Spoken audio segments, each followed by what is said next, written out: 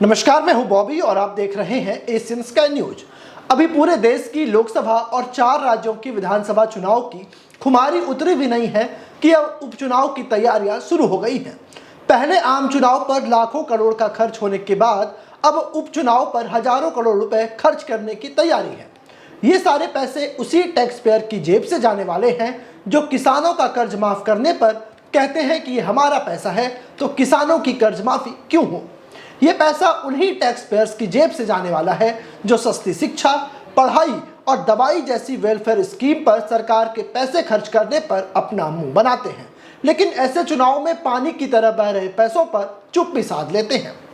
लोकसभा चुनाव में राहुल गांधी ने 2 सीटों पर चुनाव लड़ा, दोनों ही सीट वो जीत गए। वायनाड की सीट छोड़ी और रायबरेली अपने पास रखी, तो अब खाली पड़ी वायनाड सीट पर उपचुनाव होंगे। उत्तर प्रदेश के 9 विधायक अब सांसद बन गए हैं, तो उनकी विधानसभा पर भी उपचुनाव होंगे।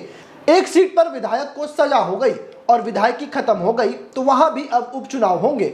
बिहार से लेकर उत्तर प्रदेश और हिमाचल प्रदेश से लेकर पश्चिम बंगाल तक उपचुनाव होने हैं। एक कानून की वजह से ऐसे उपचुनाव पर जो पैसा खर्च होगा, आप उसकी कल्पना भी नहीं कर सकते।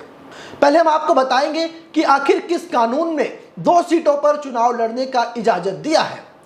यह कानून कहता है कि भारत का जनप्रतिनिधि कानून 1951, इसकी धारा 33 ये कहती है कि चुनाव चाहे लोकसभा का हो या फिर विधानसभा का, एक उम्मीदवार अधिकतम 2 सीटों से चुनाव लड़ सकता है। इस कानून की वजह से उम्मीदवार 2 सीटों से चुनाव लड़ते हैं। कई बार हार जाते हैं तो खर्च बच जाता है, लेकिन कई बार चुनाव जीत जाते हैं तो एक सीट छोड़नी पड़ती है। छोड़ी हुई सीट पर चुनाव आयोग उपचुनाव कराता है, जैसे अभी राहुल गांधी के साथ हुआ है। 2019 में वो 2 सीटों से चुनाव लड़े, वायनाड से जीते तो अमेठी से हारे, तो उपचुनाव की नौबत नहीं आई। लेकिन 2024 में रायबरेली, वायनाड दोनों ही जगह से राहुल गांधी जीत गए और उन्होंने वायनाड सीट छोड़ दी, तो वहां पर ये उपचुनाव होना है। राहुल गांधी ही नहीं, खुद प्रधानमंत्री नरेंद्र मोदी भी साल 2014 में 2 सीटों से चुनाव लड़ चुके हैं, वाराणसी और वडोदरा। उन्होंने वाराणसी अपने पास रखी और वडोदरा छोड़ दी, तो वहां उपचुनाव हुए। ये 2 सीटों का कॉन्सेप्ट भी 1996 के लोकसभा चुनाव के बाद सामने आया। इससे पहले नियम यह था कि कोई भी प्रत्याशी कितनी भी सीट से चुनाव लड़ सकता है। इसी वजह से अटल बिहारी वाजपेयी तो 1957 में 3 सीटों से चुनाव लड़ चुके थे। हालांकि जीत उन्हें एक ही सीट पर मिली थी, तो तब उपचुनाव की नौबत नहीं आई थी। कानून 1951 की धारा 70 क्या कहती है, इसे भी आपको समझना चाहिए।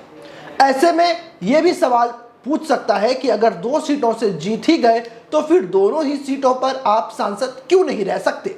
इसका भी जवाब मिलता है जनप्रतिनिधि कानून 1951 की धारा 70 में। धारा 70 कहती है कि अगर कोई प्रत्याशी 2 सीटों पर चुनाव जीत जाता है तो उसे एक सीट खाली करनी होगी। जिस सीट को वो खाली करेगा उसके बारे में उसे स्पीकर या चेयरमैन को अपने हाथ से लिखकर देना होगा कि वो एक सीट खाली कर रहा है। चुनाव के नतीजे घोषित होने के 10 दिन के अंदर 2 सीटों से जीते हुए उम्मीदवारों को सीट हर हाल में खाली करनी होगी। अब बात यह आता है कि उपचुनाव के लिए पैसे कौन देगा।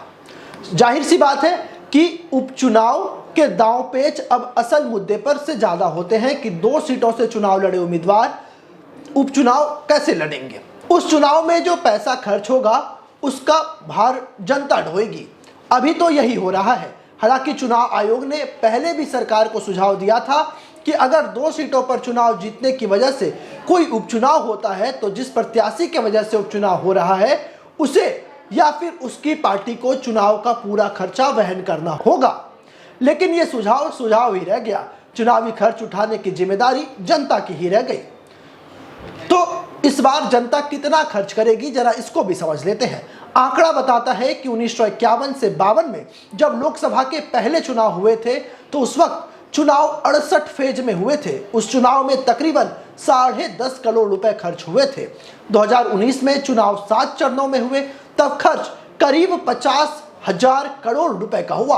और अब 2024 में भी 7 चरणों में चुनाव हुए, तो यह चुनाव करीब 1 लाख करोड़ रुपए का है।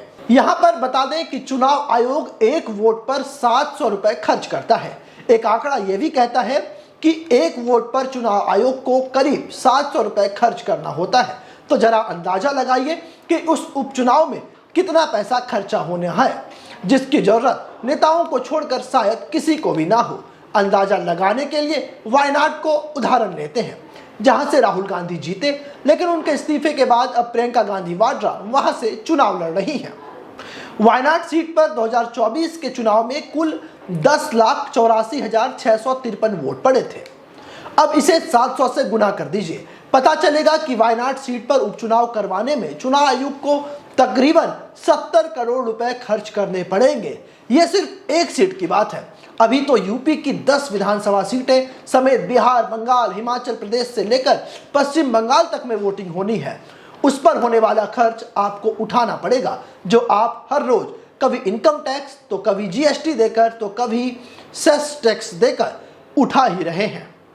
तो इस वीडियो में हमने कोशिश की कि उपचुनाव और चुनाव में सरकार और आम जनता कितने पैसे खर्च करती है। यदि ये वीडियो आपको पसंद आए तो अपने सहयोगियों के साथ भी इसे शेयर कीजिए और उन्हें भी बताइए कि एक उपचुनाव पर आपकी कितनी जेबें ढीली होती हैं। तो ऐसे ही तमाम वीडियो के लिए आप हमारे साथ बने रहे, देखते रहिए एशियन स्काई न्यूज।